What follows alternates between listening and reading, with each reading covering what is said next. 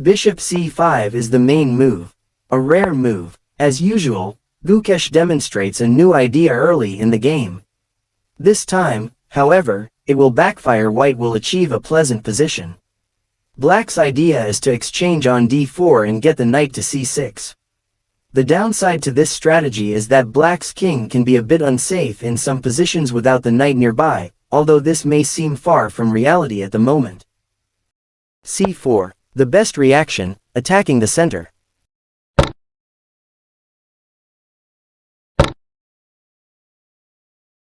Knight c6. Black follows the planned strategy. Now White has several possible queen moves. Queen d1 is a solid choice.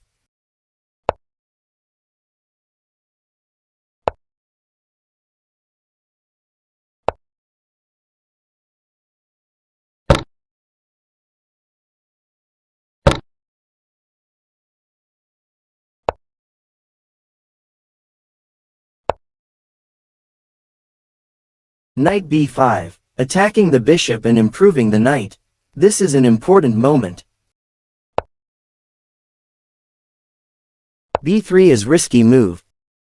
The best move is queen e2, preparing to bring the rook to d1. Black is in danger, and this is a moment that Ding will certainly regret. Can't imagine him losing this position.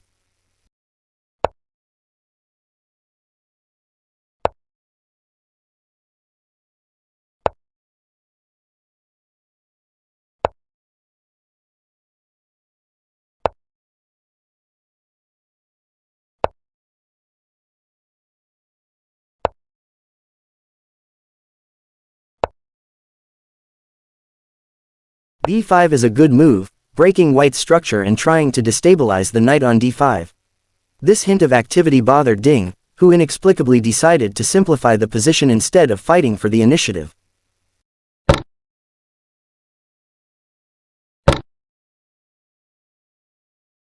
Knight f4. This is Ding's idea, forcing many piece exchanges.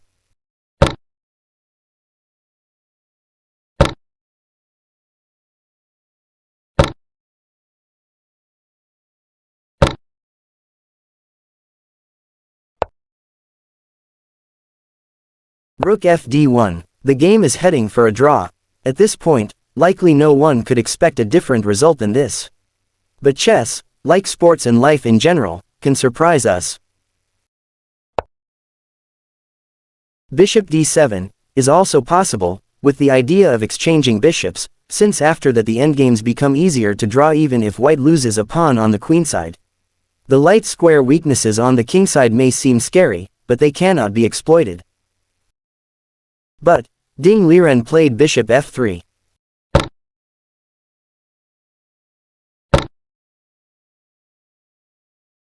He played b4, of course, the position is drawn. But in practice, it's more comfortable to play as Black due to the better pawn structure.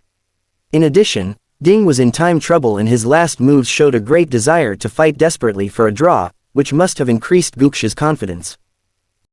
a4. The idea is to offer a pawn on the queenside to simplify the game further and go for a theoretically drawn endgame.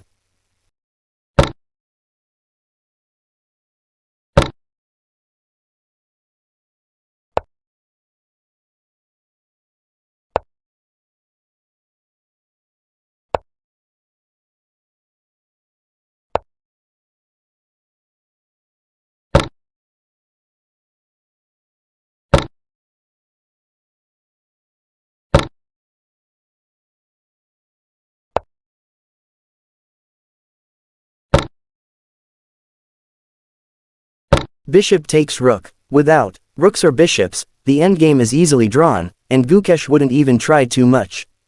But with rooks and bishops, it's possible to play with some hope of winning, although it would take a lot of optimism to really believe that the last game of a world championship match would end in a decisive result in such a position. g5, improving the pawn structure on the kingside. Black can play for hours on end before finally demonstrating a plan, which makes defense unpleasant.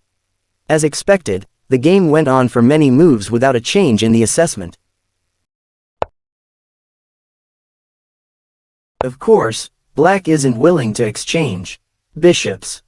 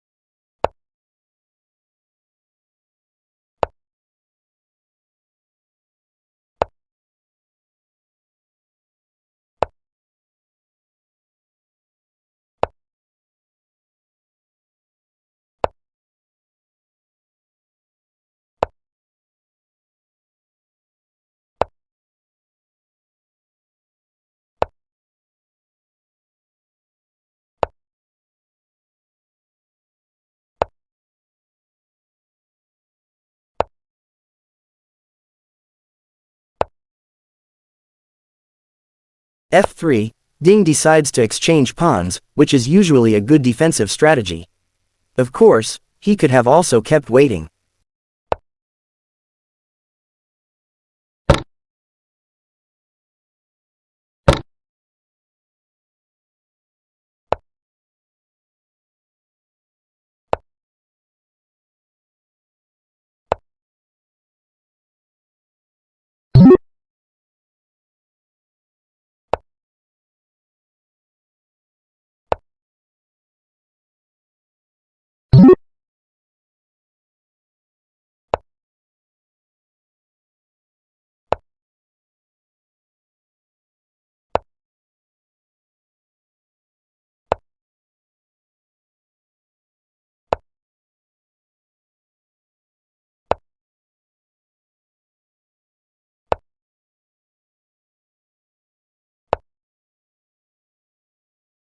As the draw looks more and more inevitable, suddenly a surprising turn of events immediately finishes the game and the match.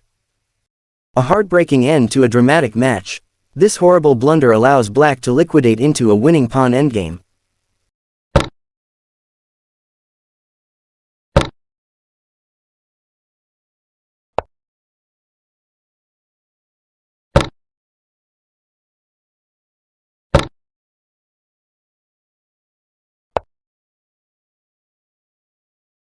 Gukesh makes history and becomes the youngest undisputed classical world champion ever.